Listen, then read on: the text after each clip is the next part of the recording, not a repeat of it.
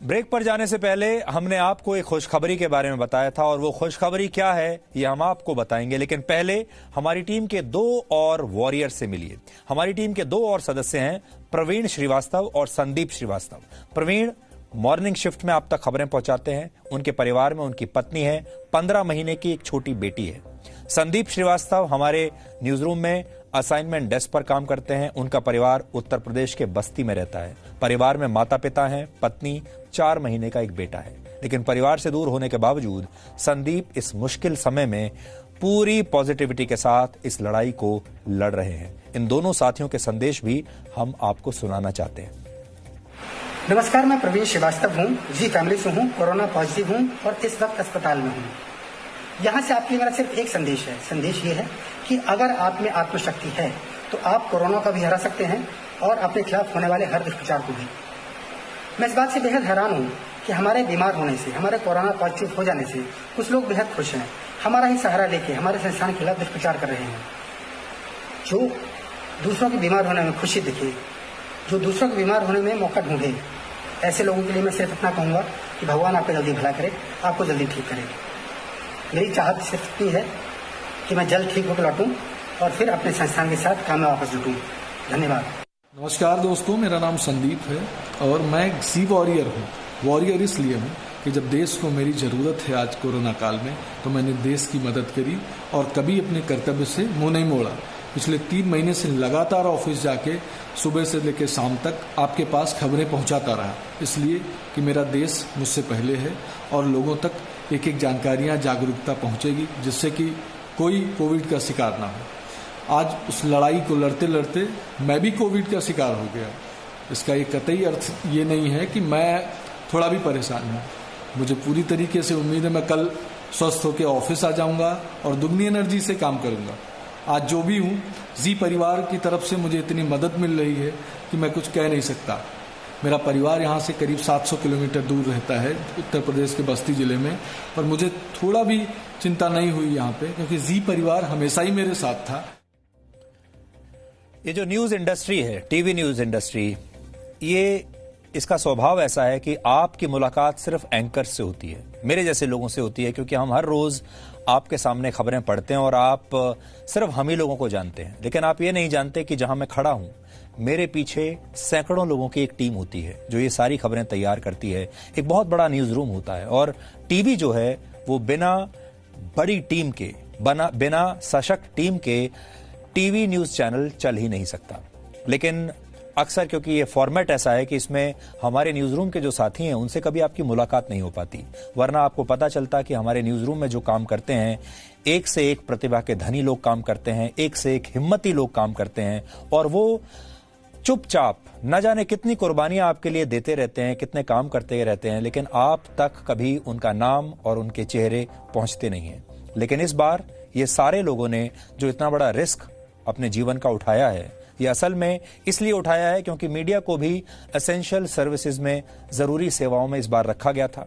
और अगर ये सारे लोग चाहते तो ये भी कह सकते थे कि हम घर से काम करेंगे, हम दफ्तर नहीं आएंगे। हालांकि हमारी टीम में बड़ी संख्या में ऐसे लोग हैं जो घर से काम कर रहे हैं, क्योंकि सोशल डिस्टेंसिंग के लिए यह जरूरी है कि हम अपनी टीम को कम से कम 50% की संख्या में ही दफ्तर में बुलाएं, नहीं तो सोशल डिस्टेंसिंग नहीं हो पाएगी। इसलिए हमने अपनी टीम को 2-3 हिस्सों में बांटा है, ए टीम, बी टीम, सी टीम, इस तरीके से। और हम रोटेशन पर ऐसे लोगों को करते हैं कि कुछ लोग दफ्तर आते हैं, कुछ लोग घर से काम करते हैं।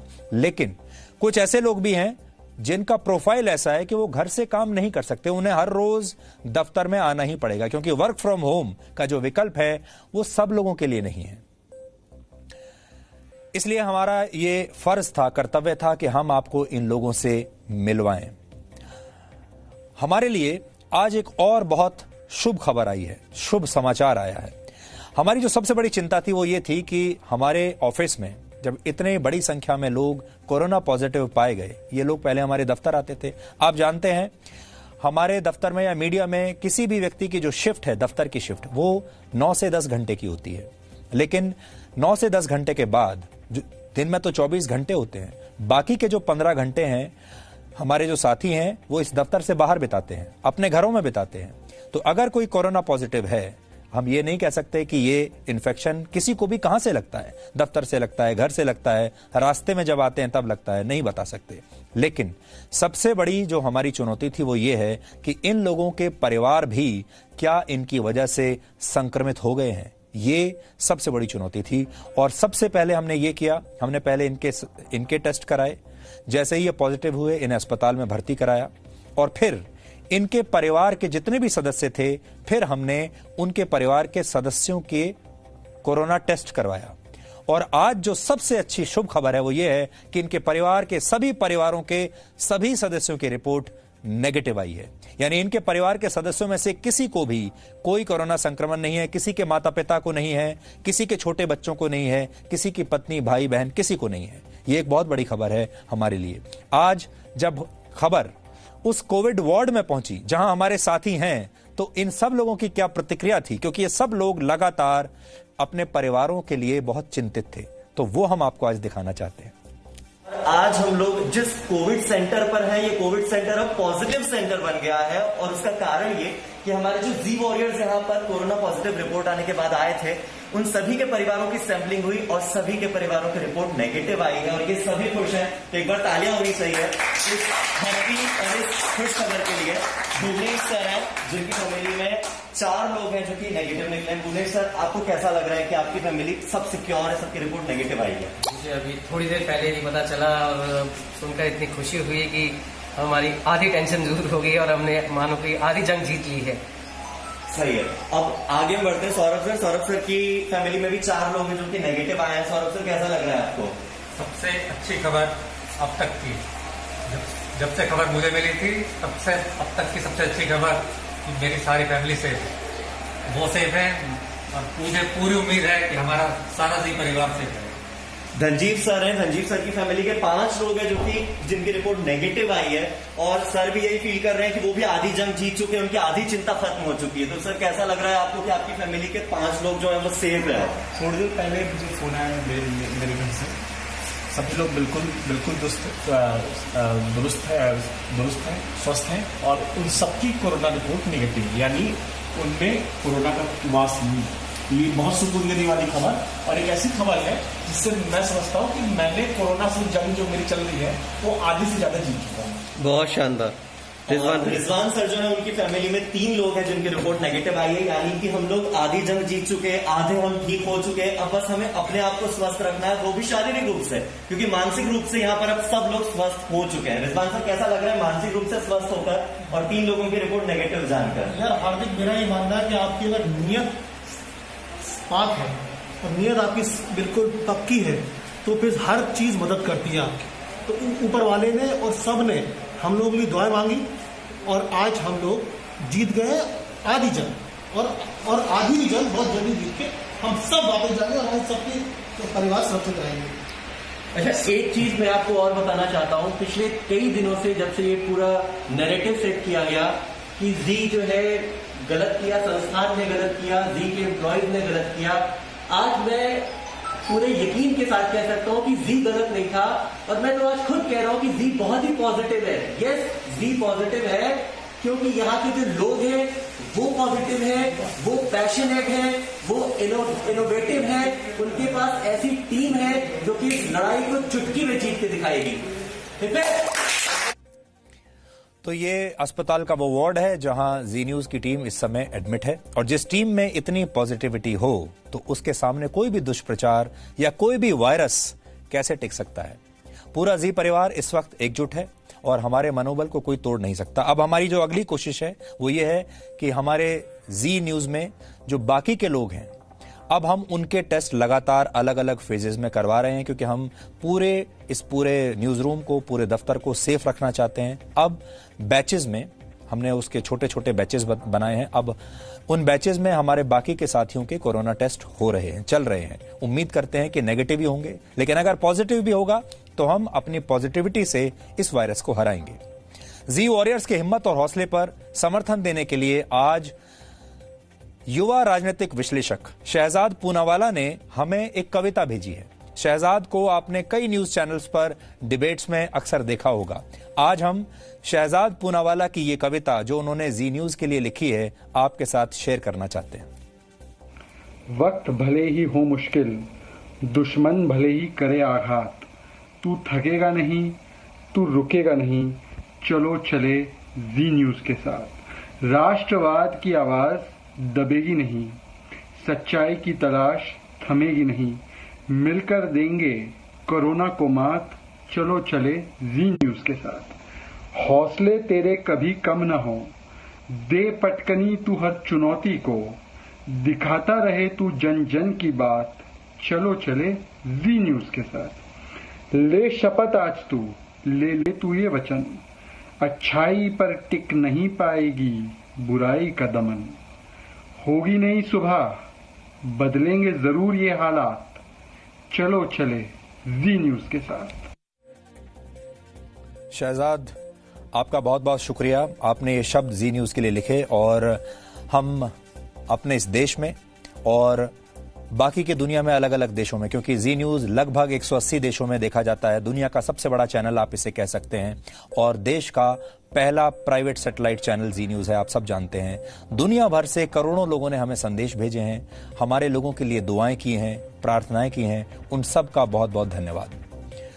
कोरोना वायरस के खिलाफ भारत ने अपनी रणनीति में लगातार बदलाव किया है, क्योंकि जैसे जैसे स्थिति बदल रही है रणनीति भी बदल रही है। पहले संपूर्ण लॉकडाउन की मदद से संक्रमण को रोका गया, अब लॉकडाउन में रियायतें दी गई हैं और टेस्टिंग को बढ़ाकर हर दिन 1 लाख से ज्यादा लोगों की अब जांच हो रही है। लेकिन अब लॉकडाउन में रियायतें दी जा रही हैं तो आपके मन में भी कई तरह के सवाल होंगे कि आने वाले दिनों में क्या होगा और क्या भारत को जल्द इस वायरस से छुटकारा मिलेगा, ये सब कितने दिनों तक चलेगा। ये और ऐसे बहुत सारे सवाल हमने केंद्रीय स्वास्थ्य मंत्री डॉक्टर हर्षवर्धन को भेजे थे, जिनके जवाब आज उन्होंने हमें एक वीडियो के जरिए भेजे हैं। तो हम आपको उनके जवाब सुनाएंगे। तो हमारा उनसे पहला सवाल था कि स्वास्थ्य मंत्री होने के नाते और एक डॉक्टर होने के नाते वो लॉकडाउन के चौथे चरण को किस तरह से देखते हैं। लॉकडाउन का चौथा चरण 31 मई तक चलेगा। क्या इतने समय में संक्रमण काबू में आ जाएगा? देखिए, भारत में कोरोना के संक्रमण को काबू करने के लिए जितने भी इंटरवेंशंस सरकार की तरफ से किए गए हैं, उनमें सबसे जो प्रमुख और सबसे जो प्रभावशाली स्ट्रैटेजी रही है वो हमारे प्रधानमंत्री जी के द्वारा देश को 25 मार्च को अपील करके लागू किया गया लॉकडाउन है। अब आप विश्लेषण करिए कि 135 करोड़ लोगों के देश में लगभग 4 महीने के बाद 1 लाख केसेस हमारे देश में कोरोना के संक्रमण के हुए हैं। इसमें से 39,000 से ज़्यादा मरीज ठीक ठाक होकर अपने घर वापस लौट चुके हैं। लॉकडाउन के प्रारंभ होने से पहले हमारे देश में डबलिंग रेट 3 दिन या 4 दिन के बीच में रहता था। आज हमारा जो डबलिंग रेट है वो 12 दिन, 13 दिन, 14 दिन ऐसे बदलता रहता है। दुनिया में सबसे कम हमारा मॉर्टेलिटी रेट है 3.1%। और अब जब दूसरा लॉकडाउन खत्म हुआ और हमने तीसरा प्रारंभ किया, तीसरा जो लॉकडाउन का फेज खत्म हुआ और हमने चौथा फेज प्रारंभ किया, तो आपने स्वयं देखा कि हमने उसमें कितनी सारी रियायतें की, कितने सारे रिलैक्सेशंस करने शुरू किए और चौथे लॉकडाउन में तीसरे लॉकडाउन के मुकाबले और ज़्यादा रिलैक्सेशंस हमने किए। इसका सीधे सीधे ये अभिप्राय था कि हमें बीमारी के बारे में जो हमारा कंट्रोल है उसकी ज़्यादा समझ थी, ज़्यादा हमारे पास जानकारी थी, हमारी स्ट्रैटेजी ज़्यादा प्रभावशाली थी और हमें अपनी स्ट्रैटेजी निर्धारित करने के लिए पर्याप्त अनुभव हो चुका था। डॉक्टर हर्षवर्धन से हमारा दूसरा सवाल था कि जिस तरह से हर दिन संक्रमण के मामले अब लगातार बढ़ रहे हैं, उससे निपटने के लिए क्या सरकार की पूरी तैयारी है या फिर आने वाले दिनों में और कोई बड़ी मुश्किल का सामना हमें करना पड़ सकता है? भारत के बारे में एक्सपर्ट्स ने मिलियंस ऑफ केसेस के बारे में एक प्रकार से भविष्यवाणी की, संभावनाएं व्यक्त की। हमने जबकि केसेस तो अभी 1 लाख हुए हैं, लेकिन विषम से विषम परिस्थिति आने पर भी देश में भयंकर तरीके से, भगवान ना करे ऐसी स्थिति कभी आए, और मुझे व्यक्तिगत तौर पर ऐसी कोई उम्मीद भी नहीं है कि ऐसा होगा। हमने उस विषम परिस्थिति का भी ख्याल करके इमेजिनेशन के अंदर भी उसके हिसाब से तैयारी की है। अगर मैं बेड्स की बात करूं तो हमने बीमारी किस स्तर की है, वो वेरी माइल्ड है, मॉडरेट है, या बहुत ही सेवियर है, क्रिटिकल है, इसके हिसाब से तरह तरह की व्यवस्थाएं की हैं। हमने डेडिकेटेड कोविड के अस्पताल बनाए हैं, उनको कोविड हॉस्पिटल्स हमने कहा है, डेडिकेटेड कोविड हॉस्पिटल। हमने मॉडरेट जो बीमारी हो किसी को, उसके लिए हमने जो है कोविड हेल्थ सेंटर्स बनाए हैं डेडिकेटेड, और जहां माइल्ड या वेरी माइल्ड केसेस हैं उनके लिए हमने जो है कोविड केयर सेंटर्स बनाए हैं। अब अगर इनकी संख्या के ऊपर जाएं तो डेडिकेटेड कोविड हॉस्पिटल लगभग 1000 के आसपास हैं, और इसी तरह से जो डेडिकेटेड कोविड हेल्थ सेंटर्स हैं वो भी 2000 के आसपास हैं। और अगर हम कोविड केयर सेंटर्स की बात करें तो उनकी संख्या भी 6000 और 7000 के बीच में है। इन सबके टोटल बेड्स को, जिसमें आइसोलेशन बेड्स भी हैं, आईसीयू बेड्स भी हैं, उनकी अगर मैं संख्या को काउंट करूं तो वो 9 और 10 लाख के बीच में बैठती है। इसमें पर्याप्त मात्रा में ऑक्सीजन वाले बेड्स, आईसीयू वाले बेड्स, वेंटिलेटर्स वाले बेड, इन सबका पर्याप्त इंतजाम किया गया है देश के अंदर।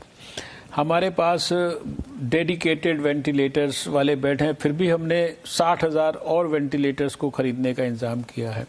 सारे देश के अंदर अभी तक हम लगभग 60 लाख पीपीईज और 95 लाख N95 मास्क जो है हम बांट चुके हैं। और जो भी आवश्यकताएं हैं उन सब की पूर्ति के लिए सारे देश में हमने पर्याप्त तैयारी करके रखी है, और हमें पूरा विश्वास है कि इन सारी तैयारियों की ज़रूरत नहीं पड़ेगी। इनका शायद इस्तेमाल भी इस प्रकार से नहीं होगा, लेकिन हमने अपनी प्लानिंग में कोई किसी भी तरह की कसर नहीं छोड़ी है। पूरे देश को मैं विश्वास दिलाना चाहता हूं कि अगर हमको ज़रूरत पड़ेगी तो हमें किसी भी प्रकार से हेल्थ फैसिलिटी की कमी के कारण कहीं पर भी कोई तकलीफ नहीं होगी। डॉक्टर हर्षवर्धन से हमने तीसरा सवाल ये पूछा कि उन्हें क्या लगता है कि भारत कब तक इस संक्रमण पर काबू पा लेगा। देखिए, हमारा चाइना के साथ ना तो कोई कंपैरिजन हो सकता है। आप you look at the big picture. आप हमारा जो कंपैरिजन है सारे दुनिया के बाकी देशों के साथ करिए, नंबर 1। दूसरा, चाइना की जो टेस्टिंग स्ट्रैटेजी है उसका विश्लेषण करिए, कितनी बार उन्होंने अपनी टेस्टिंग स्ट्रैटेजी को बदला। उन्होंने 13 फरवरी को ही अपनी टेस्टिंग स्ट्रैटेजी को बदल दिया था। उनके जो डाटाज में लगातार कुछ न कुछ इनकंसिस्टेंसीज बराबर बनी रही हैं। उनके यहाँ जो अनफॉर्चुनेट डेथ्स हुई उस नंबर को देखिए और हमारे यहाँ के नंबर्स को देखिए। हम कहाँ 8%, 9% के रिकवरी रेट से शुरू करके आज 39-40% के रिकवरी रेट तक पहुंच गए हैं। और ये 4 महीने के अंदर हमारे यहाँ पर पिक्चर जो है बिग पिक्चर आई है, जिस पिक्चर के अंदर हम दुनिया के हर देश से हर पैरामीटर के ऊपर बेहतर कर रहे हैं। हम टेस्टिंग कितने बड़े लेवल पर कर रहे हैं, हम प्रोएक्टिवली सारे देश में केसेस को ढूंढ रहे हैं, सर्च कर रहे हैं, एक्टिवली सर्च कर रहे हैं। एक दिन में 1 लाख से ज्यादा लोगों को हम टेस्ट कर रहे हैं, और इतना करने के बावजूद भी हम चैन की सांस नहीं ले रहे हैं। हम उसको भी दिन प्रतिदिन बढ़ाने की कोशिश कर रहे हैं। अनअफेक्टेड डिस्ट्रिक्ट्स में भी ढूंढ ढूंढ के केसेस को हम अपने सिस्टम में ला रहे हैं, क्योंकि हमारी सोच ये है कि हमें अधिकांश लोगों को तुरंत सिस्टम में ले जाकर ठीक करना है, और कोशिश ये करनी है कि हमारे यहाँ पर दुर्भाग्यपूर्ण मौतों की संख्या कम से कम रहना चाहिए। और एक और अच्छी खबर यह है कि डॉक्टर हर्षवर्धन का चुनाव वर्ल्ड हेल्थ ऑर्गेनाइजेशन के एग्जीक्यूटिव बोर्ड के अध्यक्ष के तौर पर किया गया है और डॉक्टर हर्षवर्धन ये जिम्मेदारी 22 मई से संभालेंगे। WHO का एग्जीक्यूटिव बोर्ड संयुक्त राष्ट्र का एक बहुत अहम अंग है। एग्जीक्यूटिव बोर्ड का काम योजनाओं और फैसलों को प्रभावी ढंग से लागू करना होता है। हम डॉक्टर हर्षवर्धन को उनकी इस नई भूमिका के लिए शुभकामनाएं देना चाहते हैं और हम उम्मीद करते हैं कि भारत न सिर्फ अपने ही लिए बल्कि पूरी दुनिया के लिए भी कोरोना वायरस के खिलाफ इस युद्ध में एक निर्णायक भूमिका निभाएगा। और बहुत सारे लोग आजकल मुंबई के बारे में बात कर रहे हैं और यह भी कहा जा रहा है कि मुंबई की जो तुलना है अब न्यूयॉर्क से होने लगी है, क्योंकि मुंबई में भी बड़ी संख्या में कोरोना पॉजिटिव केसेस आ रहे हैं। तो क्या मुंबई भारत का न्यूयॉर्क बन गया है? मुंबई के बारे में कहा जा रहा है कि यह अमेरिका के न्यूयॉर्क शहर के रास्ते पर जा रहा है। पूरे अमेरिका में सबसे ज्यादा कोरोना वायरस के केस न्यूयॉर्क में हैं और सबसे ज्यादा मौत भी वहीं पर हुई है। भारत में यही हाल अब मुंबई का है। मुंबई में कोरोना वायरस से संक्रमित लोगों की संख्या 22,746 हो गई है, जबकि वहां अब तक 800 लोगों की मौत हो चुकी है। पिछले 24 घंटे में अकेले मुंबई महानगर पालिका क्षेत्र में ही 43 लोगों की मौत हो चुकी है। पूरे देश में कोरोना वायरस के जितने मरीज हैं उनमें से करीब 21% अकेले मुंबई में है। इसी तरह पूरे देश में कोरोना से जितनी मौत हुई है उनमें से 25% मौत अकेले मुंबई में हुई है। अब आप न्यूयॉर्क के आंकड़े देखिए। अमेरिका में कोरोना के जितने मामले सामने आए उनमें 13% से ज्यादा अकेले न्यूयॉर्क में है, जबकि कोरोना से अमेरिका में हुई कुल मौत का करीब 22% आंकड़ा अकेले न्यूयॉर्क से आया। क्षेत्रफल के हिसाब से मुंबई न्यूयॉर्क का आधा है, लेकिन मुंबई की आबादी न्यूयॉर्क के मुकाबले 1.5 गुना ज्यादा है। इसका मतलब यह हुआ कि प्रति वर्ग किलोमीटर मुंबई में न्यूयॉर्क से 3 गुना ज्यादा लोग रहते हैं। न्यूयॉर्क में प्रति वर्ग किलोमीटर 6,734 लोग रहते हैं, जबकि मुंबई में इतने ही क्षेत्रफल की जनसंख्या 20,694 है। मुंबई की स्थिति इसलिए भी गंभीर है क्योंकि एशिया की सबसे बड़ी स्लम बस्ती धारावी वहीं पर है। अकेले धारावी में ही कोरोना वायरस के 1,378 मामले पाए गए हैं, जबकि इस महामारी से वहां 57 लोगों की मौत हो चुकी है। न्यूयॉर्क में मुंबई के मुकाबले 9 गुना ज्यादा कोरोना वायरस के मामले पाए गए हैं, जबकि वहां मुंबई की तुलना में 270 गुना ज्यादा लोगों की मौत हुई है। लेकिन न्यूयॉर्क में अब कोरोना के नए केस कम हो रहे हैं और मुंबई में यह रफ्तार बढ़ती जा रही है। आप इन आंकड़ों को देखकर दोनों शहरों का अंतर समझ सकते हैं। इसमें दिखाई दे रही लाल रेखा मुंबई की कोरोना लाइन है, जबकि नीली रेखा न्यूयॉर्क की कोरोना लाइन है। शुरुआत में दोनों अगर आप लाइन देखेंगे तो उनका फर्क आपको साफ दिख रहा है। न्यूयॉर्क में मुंबई के मुकाबले कोरोना वायरस के मामले तेजी से बढ़े हुए दिख रहे हैं, लेकिन करीब आधी दूरी तय करने के बाद न्यूयॉर्क में नए केसेस की संख्या कम होने लगी, यानी वहां की ब्लू लाइन समतल होने लगी। दूसरी तरफ मुंबई की जो रेड लाइन है वो धीरे धीरे अब भी ऊपर की तरफ जा रही है, यानी जिसको आप कहते हैं अंग्रेजी में फ्लैटनिंग ऑफ द कर्व। वो फ्लैटनिंग नहीं दिखाई दे रही आपको मुंबई में, जबकि न्यूयॉर्क की जो कर्व है वो फ्लैट हो रहा है। यानी न्यूयॉर्क के आंकड़े अब थम गए हैं, जबकि मुंबई के आंकड़े अभी भी बढ़ रहे हैं और यही बात बहुत चिंता पैदा करती है। और अब आज का सवाल आज आपको यह बताना है कि मशहूर लेखक विलियम शेक्सपियर के गीतों का संग्रह पहली बार कब प्रकाशित हुआ था। आप इस पर रिसर्च कीजिए और ब्रेक के बाद हम आपको इस सवाल का सही जवाब बताएंगे।